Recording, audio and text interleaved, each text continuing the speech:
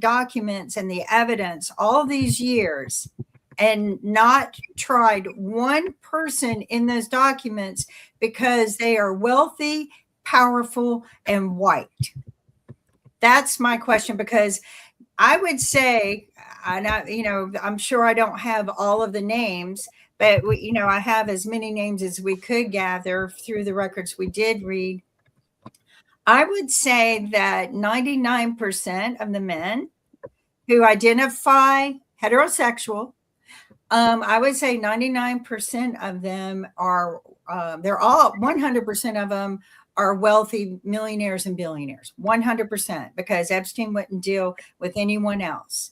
But I would say that 99% of them or more are white, Caucasian. So Epstein kept getting caught. He got caught in the 90s doing sex stuff, maybe even as early as the 80s, and then he kept skating on it. So his schemes, his sex schemes were, he'd get caught and he'd pull back a little bit and then he'd go right back to it after a couple of years. So he was in the raping, molesting business for, I don't know, maybe 20 years or more. It's $1 trillion business. It's $1 trillion business. And he was known to say, after a certain point in his growth of business, he would finally come out and say, just billionaires only. He would tell his staff, billionaires only. We're not going to do business with the millionaires. And he kind of sloughed them aside. Can I go back to an earlier story or earlier? Yeah, go, because I got my book. I got my book to go to the. Falling down kills 47,000 Americans every year. That's the same number as die in car wrecks, from pneumonia. Oh yeah, falling. COVID, from flu. It kills older Americans, and I'm an older American, and I have to be careful now. You can't do the same things you used to do. Like I still go downstairs 2 at a time. I should probably cut it out. But because falls kill, and if you have, and there's a whole industry around falling, because there's a lot of people that have those buttons that are supposed to help you be warning the hospitals and other things that you oftentimes see advertised to those that are in our age range, like the 60s and overs and everything. That's how we found out my mom died. That she we think she was 88, and her alarm went off, her fall alarm went off. But when the fire department got there, she'd already been dead for 3 hours. So we think she had a heart issue, sat down on the floor, and then after 3 hours, she passed away sitting up and then fell over. But they don't tell you this. If you've got an elderly parent and you want to find out what actually killed them, it's going to cost you $5,000 to have an autopsy done. Right. And so we didn't, because my mom was 88, and it's what is that going to, she had heart issues But anyway, you need to take precautions against falls in the future. Within 10 years, when you have a parent, for people our age, we often have parents in their 80s, and they start falling on the regular. And you want them to move into a place where they can be more supervised. They want to keep living independently, and it's a big deal and dangerous.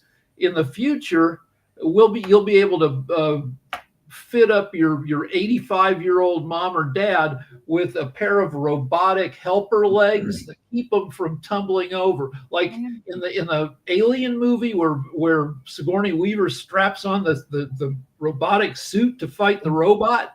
Those things are being developed, just the bottom half, the leg part, to put on old people. They've already showed those at CES. So yeah.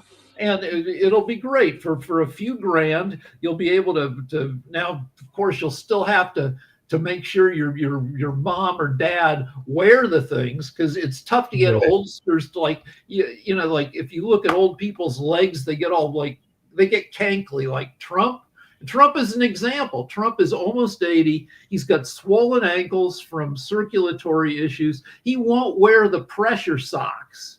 Oh, they're great. Let me tell you. I wear 3 pair of socks. I got pressure sock 1, pressure sock 2, and then an outer sock. to keep my legs all nice.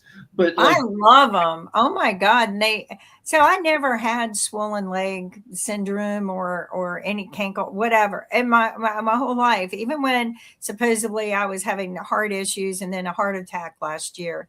But, and then, but I got it after the heart surgery, after open heart surgery, where they, and my body, your body's like, oh my God, my chest has been ripped open. And, so yeah, I got it really bad and it hurt. It hurts. And I went to cardio rehab and I did the whole 36 sessions. So it was a long term to get through, but I graduated. But one of the girls said, why don't you try compression socks? Because I tried a compression boot at home that would like compress my leg and put it, and that didn't work. So, and it hurt. But I put those compression socks on the first minute I could feel the difference. Yeah, they make your legs feel great. And also, if you fly long distance, if you're getting on an 8-hour flight, you should put on the socks because people get clots from being stuck in an airplane seat for 8 hours. I can see it now. Now, I've never, I've been on planes for 8, 10, 12, I've never had problems, but I do now. I'm so thankful for the compression socks. I think they've been rebranded. Compression socks used to be for old people, but now they're sold as athletic performance socks. Yeah. They're the same frickin' socks, but now they're for young, like active people. Yeah, athletes, but nurses live by them. They're on their feet all day long. They're in the hospital. And the nurses literally live by these. I get them now because, especially when I was going to rehab, I would get them with the holiday things on them, like Halloween and Christmas and Thanksgiving. So, you can do that. And it was fun. But, even the nurses were like, oh, my God, we're going to have to go buy those. Yeah, they're really cool and everything. Hey, just really quick, get back to news and everything. What is y'all's thoughts around this notion, because this lovely president is talking about nationalizing elections? So he's in an escalation. He's calling for Republicans to nationalize the election. 15 states. There are 15 states Trump doesn't like. He wants the feds to take over the state. That's completely unconstitutional. It cannot fly. Somebody was on the news saying that even though the Supreme Court has 2 crazy people on it, it will still lose 9-0 because the language in the Constitution is clear that running elections is the business of the individual states, and you can't have the feds come in and take over that business. But unfortunately, there's going to be people who misinterpret that sector of law or twist it. And as they always say, the federal law trumps the state law, literally trumps it. And they do that a lot when they want to use it. They only use it when they want to use it, when they want to get somebody, that's when they pull that law. So law is all written to be interpreted by the judge of the court that day and how they represent that fact of law. So that's true. When you go to court, you're rolling the dice that you get a judge who's up to date on the law and isn't nuts. Yeah. Well, and who's going to listen to the facts and not the twist of the law. Well, apparently a federal judge. More important. So apparently a federal judge did something positive in that sense, because he blocked the end to Haitian temporary protected status and everything. Because Trump was trying to strip that protected status, but he's blocking this for right now. So it looks like the Haitians have won a pause on Trump's plan to end their protected status. Before we leave the nationalizing the elections, because that's actually a huge problem. It is in the Constitution, so that there's no way he can actually overturn that without getting, the congressional approval and the states and everything else involved with actually overturning that. So there's no way that he can actually do it. The problem is we have to take everything in totality of what's going on, because him testing things in Minneapolis and his paid, well-paid personal army and what he's utilizing ICE for, and the way he's handling things in Georgia in Fulton County, that's not just a vengeance thing. That again is all testing the waters. So now when we're coming into this election, he's already stated how many times he wants to block this election, stop this election, doesn't want this to happen. Now he's talking about the constitutionally protected states running the elections, and he wants to revoke that. So now if you take in totality how he's utilizing ICE, they will be used during the elections. They're going to be guarding the actual different sites. They're already pulling back on early voting stuff. All these things come in totality. So what he's trying to do, yes, is take the vote. And that is what's going on. And we just can't really gloss over. We should talk about the SAVE Act, which is this act that on the surface is designed to make voters show that voters are the people they claim to be, which addresses a problem that doesn't really exist. Well, not only that, you know, they're trying to push through something even more stringent than the SAVE Act, and that's going on right now. So the SAVE Act was horrible, but that's going to be utilized to say we need ICE there. Yeah, and I think ICE will be used to intimidate people. When we were talking about this and the voter ID, I mean, it wouldn't be something I would be for, but it would be an interesting way to do things. But when you go to Disney World now, you have to use your hand or thumbprint to get in. You don't use a ticket really anymore. They scan your hand or your thumbprint. I felt like it was a means to identify people if they were, needed to be arrested or something. But also another way that they're doing things is facial recognition and retina recognition. When you go through certain airports, they no longer really use your passport. They scan your face. You have to look up. They scan your face.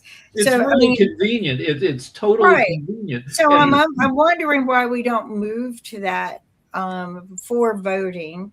But there are a lot of people who can't go to vote, right?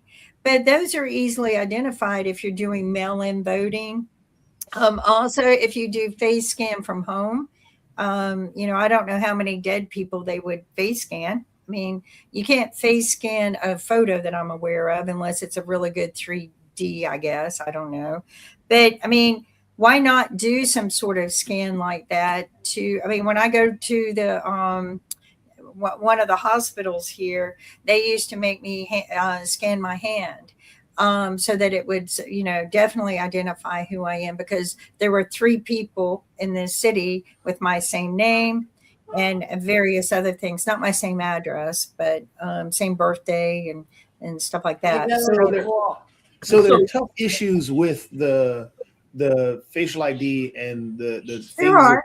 I'm not saying it's perfect. You're right. Well, I mean, the reason being is one, being able to create a huge database to house that, the actual ethical implications around that, and then how do you update that on a regular basis? Because every 5 to 7 years or 10 years, you have to update not only your license or your passport, because different facial features change. So then it becomes a challenge. You can do it through that. You can do it through those. I'm not saying it's a perfect way. Oh yeah. I understand that. But a lot of the problems a lot of the solutions that we're coming up with aren't addressing a problem, because the problem is not there.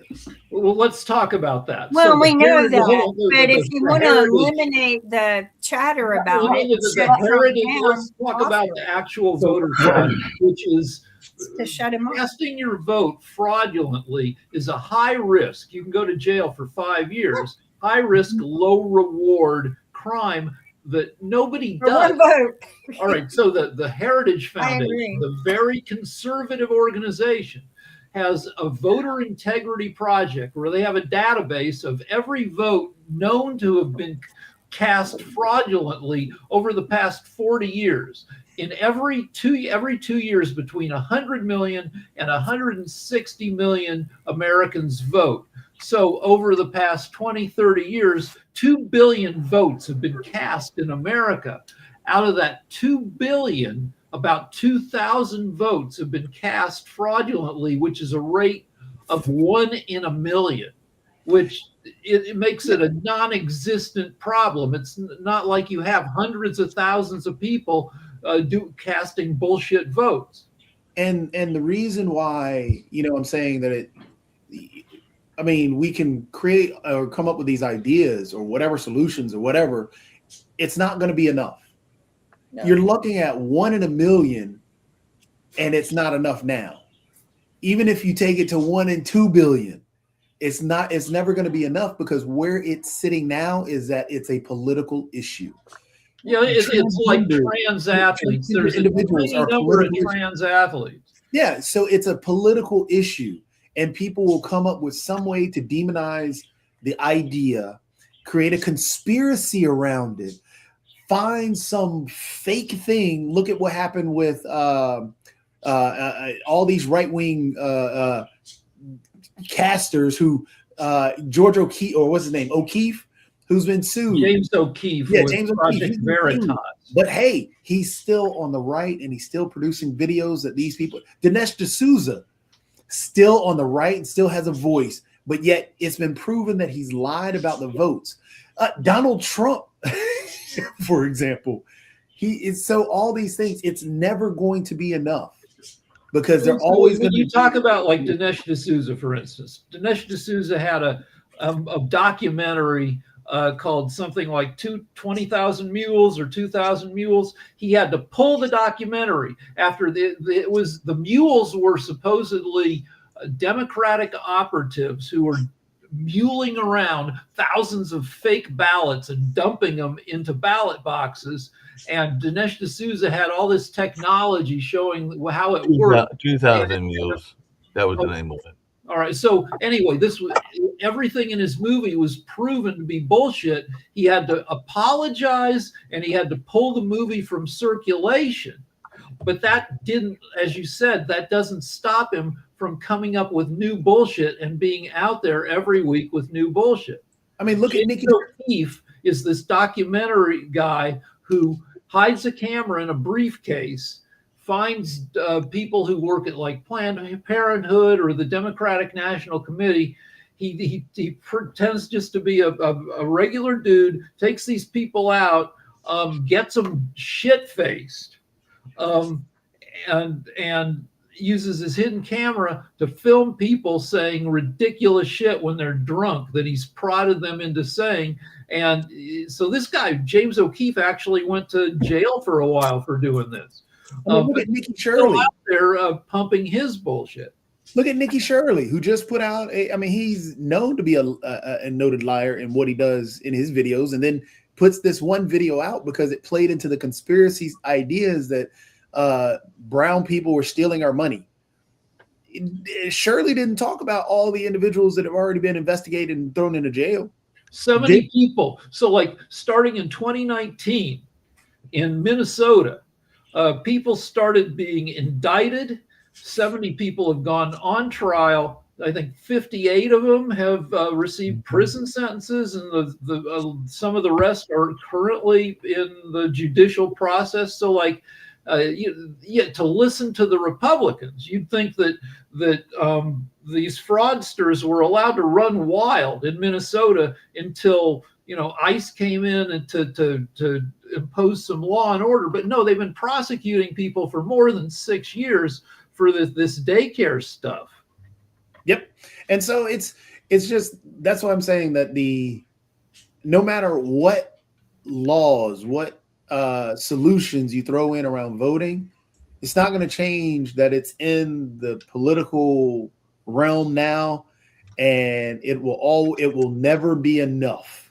Because so if you look at the 2,000 votes that were cast fraudulently, some of them are people who misunderstood, like somebody who went to prison, gets out, a famous case. This woman gets out of prison, And she goes to her local election people and she asks, "Hey, can I vote?" And they're like, "Yeah, you're cool." And it turns out they were wrong. They misinformed her. She casts a ballot and she ends up going back to prison because they misinformed her that she hadn't yet regained the right to vote. Some of the votes are like old idiots who are losing it at places like the Villages down in Florida, where, you know, these old people communities and people get worked up and they can't, or, you know, some oldster who's kind of a lunatic casts a vote for their dead spouse. It's not these huge plots where you have hundreds of thousands of votes being carted around. It's like misinformed people and you know, solo lunatics. There's not an industry dedicated to casting fraudulent votes. So yeah, so, and that's why, you know, that's why I think us stressing how the scary times we're in, because he's already trained his people to believe whatever he says. MAGA will repeat and parrot everything that Donald Trump says. They will defend everything that Donald Trump says. I'm glad to see that there are fractures coming, but they still come home. Well, what happens is, like, the number of MAGAs is not going up. Every day, thousands of people reluctantly, there was an SNL skit that kind of got a lot of coverage. That the comedy is, in the skit, is there's this mom who has all her kids home, and she finally starts admitting that, you know, that maybe Trump isn't the best guy, and the whole skit is how she says, "Do not give me shit about, you know, taking so long to realize this," and the kids are struggling not to react when she says all this. Anyway, every month, every day, hundreds and thousands of MAGAs reluctantly decide that, yeah, maybe Trump isn't the best guy, and these are the more reasonable of the remaining MAGAs. So these people peel away. So the hardcore, every day, the remaining people, on average, get a little stupider and a little crazier because the sane people pull away. So yeah, you've still got a 20 million person hard MAGA core that gets more loony, more ready to believe in Trump's bullshit, because all the reasonable people have been backing away.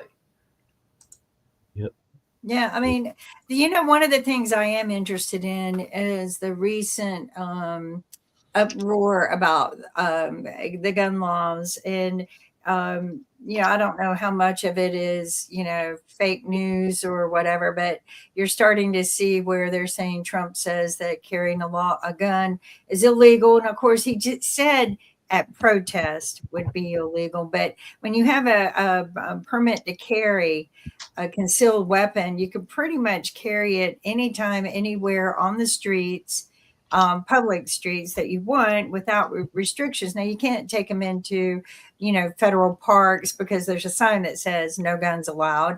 And, you know, movie theaters and things like that. But for the most part, you can carry your weapon just about anywhere legally. That's why you went and got the permit. But what is your take, guys, on, you know, what is he going to do? I think his next step is, because he's so divided us by we're better than you attitudes, that I think he's going to come in and say all Democrats have to turn in their guns. I think he's going to do that. Well, you know, he's in a tough place because it's a blaming the victim kind of thing. It's carrying. Your right to carry a gun is, I believe, similar to your right to dress slutty.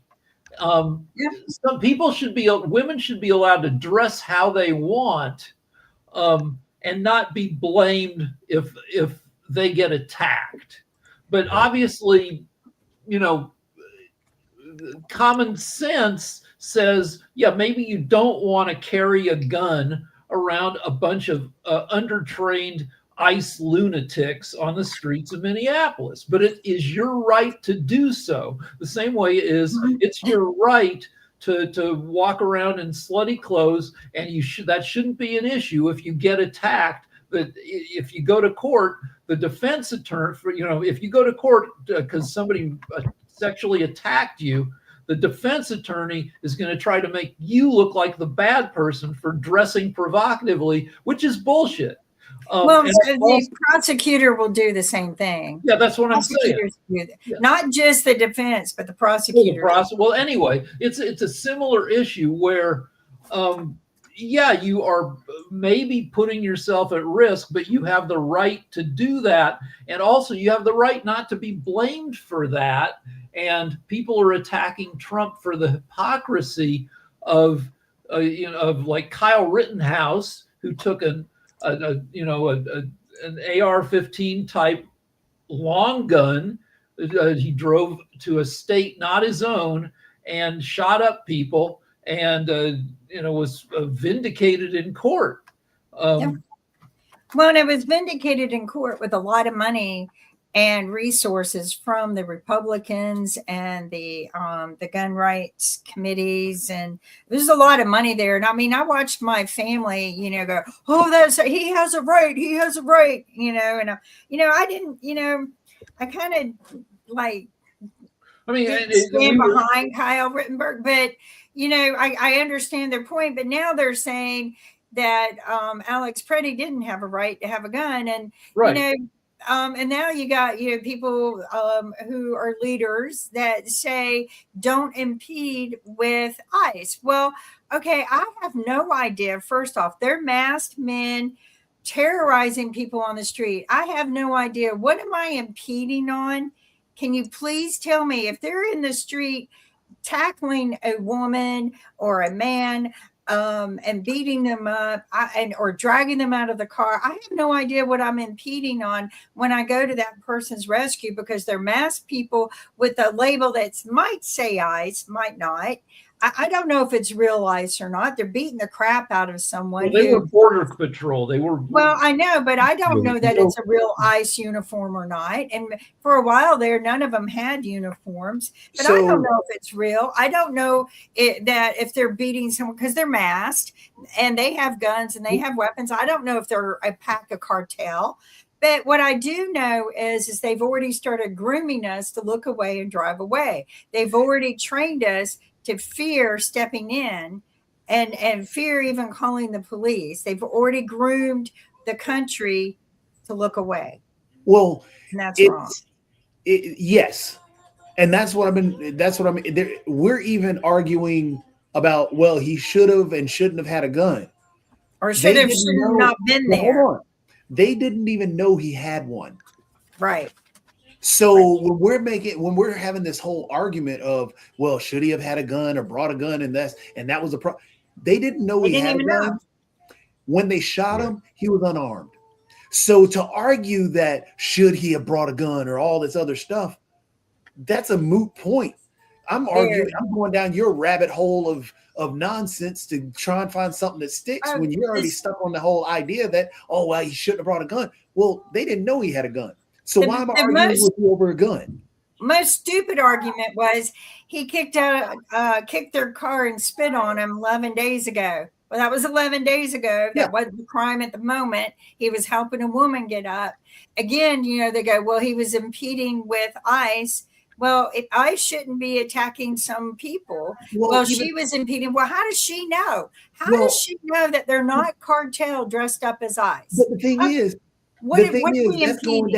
that's going down their road again. You're solidifying what they saw. Right. But that's not what they saw. How do we know? So what I'm saying is they didn't know he had a gun. They approached him. Well, I didn't know that I'm impeding on an investigation. They're beating up a woman. I had no idea. Well, you cannot impede the investigation if I wasn't around the investigation. If you're walking to me and the investigation is down the street, I'm not impeding you. You're coming to me. Right. So my thing is most of their stuff is bumping cars and dragging people into the street. That's my argument. I have no idea I'm impeding an investigation. So for me, talking about impeding or them having a gun, if I'm on the left side of the street and you're on the right side and the crime happened on the right side of the street, you decide to walk over to the left side where I am. I'm not Exactly. doing anything. I'm You're not coming in impeding. to create something. So But I mean, that's that even the comes down problem. to, but Jacoby and Kim, I mean, they've even not letting people have their exercise their own rights and everything like that. Because as I was telling Rick earlier, Don Lemon said he was willing to turn himself in and was going to turn himself in, but instead they sent the agents to go arrest him, even though he was going to turn himself in for That was doing to basically spread journalistic fear. job, basically the That job of a was a journalist. show. Yeah. That was to That spread was a fear. show. Yeah. All right. So Because- somebody earlier asked, what will Trump do next? We have 9 months until the election, and we don't know what Trump will do next to try to F with the election. We just know that whatever opportunities present themselves, Trump will try it. So he's going Well, after he's- Fulton County. Fulton County is small. That's another test area. He's already hit Minnesota. That's another test area. There are other small towns that he's going to attack that he feels that he was wronged in. Wait for Pennsylvania to happen. Wait He's going for after sanctuary cities and states. He's going And after- he's divided us. he's going after used the word. small places. He tried LA. LA pushed back. LA kicked his ass. So he's still out in LA, but the videos and all this other stuff aren't there. He's doing it in Minneapolis because he has a lot more control and power. He threw Well, in so 3,000. okay. So one deal is Minneapolis is a small town.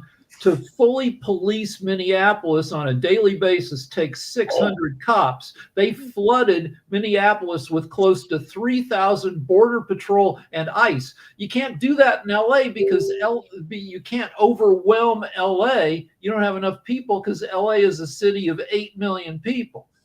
So if you take I was hoping Sasha was still here because this was actually where I wanted to bring Sasha in because this is back. So Mark, if you could share this because I got it in the background. So this is a video that popped up that's starting to pop up, which is actually pretty true. This evidently was, a 1943 PSA to stop people from trying to be like what we were fighting against. Now, friends, I'm just an average American, but I'm an American. And some of the things I see in this country of ours make my blood boil. I see Negroes holding jobs that belong to me and you. Now I ask you, if we allow this thing to go on, what's going to become of us real Americans? I've heard this kind of talk before, but I never expected to hear it in America. This fellow seems to know what he's talking about. What are we real Americans going to do about it? You'll find it right here in this little pamphlet. The truth about Negroes and foreigners. The truth about the Catholic Church. Do you believe in that kind of talk? I don't know, makes pretty good sense to me. I'm speaking to you as an American. And I tell you, friends, we'll never be able to call this country our own until it's a country without. Without what? Yeah, without what? Without Negroes. Without alien foreigners. Without Catholics. Without Freemasons. You know these people. What's wrong with the Masons? I'm a Mason. Hey, that fella's talking about me. And Delay that makes moral a difference, conscience. doesn't it? These are your enemies. These are the people who are trying to take over our country. Now you know them. You know what they stand for. And it's up to you and me to fight them. Before he said Mason, you were ready to agree with him. Well, yes, but he was talking about, well, about those other people. In this country, we have no other people. We are American people, all of us. What about you? You aren't American, are you? I was born in Hungary, but now I am an American citizen. And I have seen what this kind of talk can do. I saw it in Berlin. What were you doing there? I was a professor at the university. I heard the same words we have heard today. But I was a fool then. I thought Nazis were crazy people, stupid fanatics. But unfortunately, it was not so. You see, they knew that they were not strong enough to conquer a unified country. So they split Germany into small groups. They used prejudice as a practical weapon to cripple the nation. Of course, that was not easy to do. They had to work hard to do it. You see, we human beings are not born with prejudices. Always they are made for us, made by someone who wants something. Remember that when you hear this kind of talk.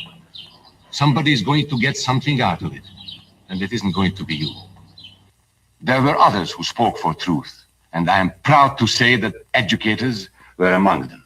We must judge each man as an individual and not by the color of his skin or his eyes or by the length of his nose.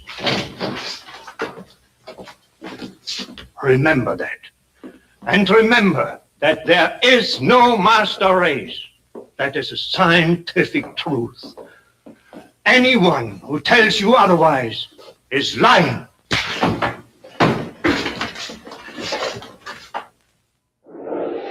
Right. So Germany has been a great country for 60, 70 years. Top 10 country, according to surveys. One of the best countries in the world to live in.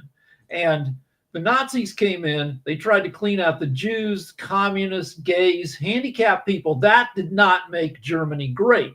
What made Germany great was cleaning out the Nazis. And getting rid of the browns and blacks will not make America great. Have you noticed that? But if you notice the parallel in what he said, as they did in the depiction of, hey, these entities are taking our jobs. This has been around for years. These individuals we've got to get rid of because they're evil or whatever. We're better than them because we're real Americans. You know, I mean, the parroted narrative. And then on top of that, how the attacks on the education system are happening at this moment. They're tearing down the education system because they call it quote unquote woke. All these things have a pattern behind them. And I mean, I hate the parallel, but there's a parallel and we cannot deny it. Yeah. Right. So I agree.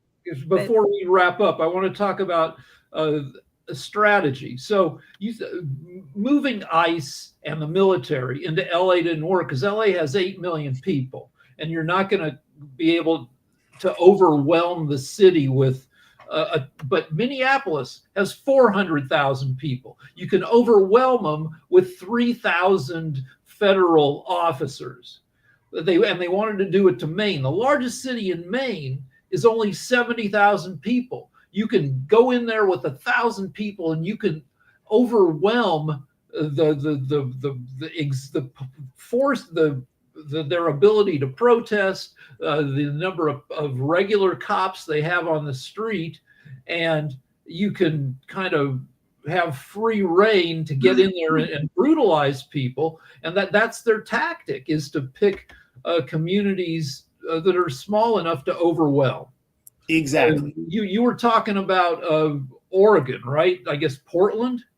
Yep, you've got Portland in there that they're going to try to Portland hit. is only 650,000 people. It's a decent sized city, but it's not freaking LA.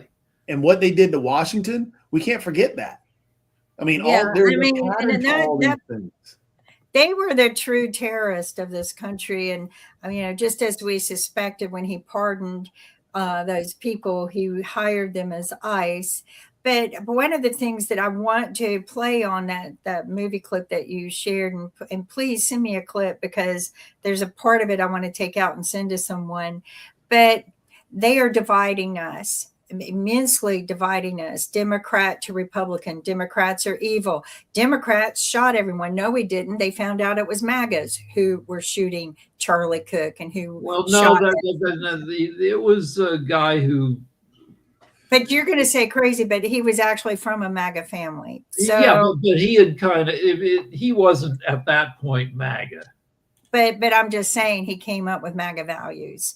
So I'm just saying that they can sit there and say this or this, but that video says we need to judge a man by an individual, not by a group of people.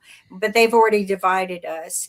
And the other thing that they've done, which really irritates me, is we are the United States, every city, every state. And we might have different laws in the states that kind of separate us a little bit and give us our independence from federal government. but they've identified sanctuary cities are bad and our cities are good. Blue cities are bad, red cities are good. They're already programming people to feel this. They have the support of their people to go in and take away guns from Democrats and to take away guns from the sanctuary cities and to fully control sanctuary cities because they are against being good. So this is what they've done. They've started programming their people to believe that there is a difference, and they're believing it. They're believing it. You shouldn't have been there. You should be a mommy and stay home. You shouldn't have been there sitting in your car going, hey, dude. She wasn't impeding in the investigation at all. She was sitting in her car on the side of the road and cars were going by her. ICE was driving by her. It was ICE who stepped out of their car, just like you said, Jacoby. It was ICE who crossed the street and instigated the situation. She wasn't impeding. They were impeding on her protest. But Jacoby, you said it. They crossed the street. But this is my question to the leaders who sit there and say that but we got to go. So we'll talk about this again tomorrow. Hopefully we'll have better news. And until then, everyone stay healthy so you stay wealthy. And bundle up because we got a few more weeks of winter weather according to the groundhog. So take care.